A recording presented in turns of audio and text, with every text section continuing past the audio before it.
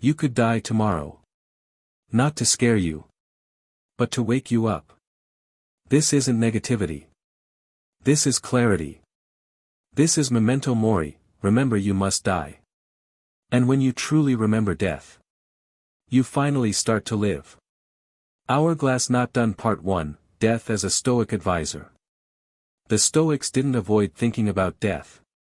They embraced it, as a tool to sharpen their decisions. Seneca wrote, "Let us prepare our minds as if we'd come to the very end of life." Why? Because when death is on your shoulder, every moment becomes sacred. Every word becomes intentional. Every day becomes a gift. Death is not the enemy, ignorance of death is. Because when you think you have time, you waste it. Fire Part 2, Memento Mori, not morbid, but motivating. Memento Mori isn't about being dark. It's about being awake. When you realize your time is limited, you stop delaying your dreams. When you accept that no tomorrow is promised, you stop holding back your words. When you embrace the reality of death, you finally show up for life. You stop scrolling mindlessly. You stop arguing over things that won't matter in a week. You stop waiting for someday. Because someday is a myth. Only now is real.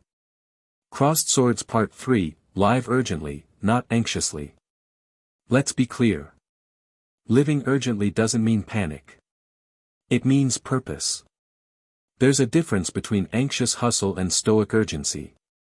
Anxiety says, I'm falling behind.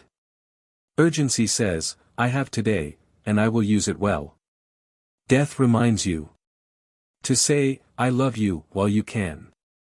To start that project now. To forgive before it's too late. To take the trip, record the video, launch the idea, before the window closes. The clock is ticking. But that's not pressure, it's permission. Hammer and Wrench Part 4, Daily Practices to Live with Death in Mind. How do you bring death into your life, without fear? Try these simple but powerful Stoic rituals. Morning reminder.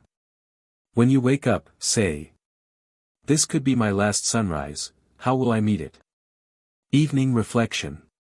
At night, ask yourself, if today were my last, did I honor it? The Tombstone Test. What would your tombstone say if today was your last? Would it speak of courage, or hesitation? Visualize the end. Not to get sad, but to get serious. Marcus Aurelius wrote, you could leave life right now. Let that determine what you do, say, and think. That one line can rewrite your entire day. Brain Part 5, Death Makes You Dangerous. When you no longer fear death, you become unshakable. You stop playing small. You stop seeking approval. You stop tiptoeing through life. Why? Because when death becomes your advisor, you start to ask bigger questions. What legacy am I building? Am I living aligned with my deepest values? Am I wasting time trying to please people I won't even remember on my deathbed? And those answers will either make you transform, or make you finally begin. Checkered flag final message, let death inspire life. So here's the truth. You will die. So will everyone you love. So will every opportunity you wait on. But instead of being afraid of that, use it. Let death remind you to speak boldly. Create relentlessly. Love deeply. Act urgently. Memento Mori isn't about giving up. It's about waking up. The clock is ticking, friend. Not as a threat, but as a call. So answer it. Live. Fully. Now.